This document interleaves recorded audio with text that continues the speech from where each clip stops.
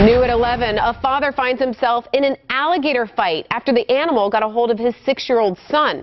That little boy was about to go canoeing with his dad when it all happened. Tonight, the child is recovering and sharing his story only with Local 10. Local 10's Carlos Suarez is live in Pembroke Pines, where he just finished visiting with the family. Carlos. JC, quite the story this kid had. He was off from school yesterday and his dad decided to take him out canoeing. The two of them are not yet in the water when his dad turns away for just 1 second, only to see his son screaming for help.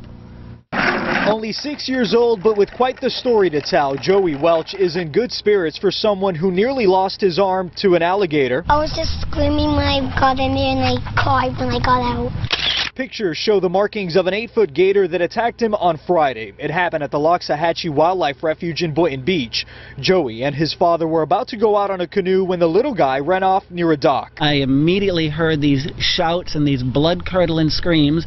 I ran down the hill and I saw this gator that had his right arm in its jaw, and I, just freaked. Joey had fallen into shallow water a few feet from where danger lurked. Went in it and I was like splattered in, and I was just like swam to me and just like cleared my arm. He didn't wait for a second. The child's father began punching the gator while screaming for help. At one point, he was just trying to keep the gator from pulling Joey under. This Good Samaritan had kicked the gator underneath the belly about 3 or 4 times, and then I guess the gator decided that after getting kicked and punched, he just finally released, and I was able to get my son and walk to shore. And so your dad is like trying to get you out, and he's hitting this gator, and what are you thinking? Like, I'm thinking like I'm gonna die. Joey was taken to Holy Cross Hospital in Fort Lauderdale, where doctors said it was a miracle his arm wasn't torn off. He could have squished my son's arm like a cracker,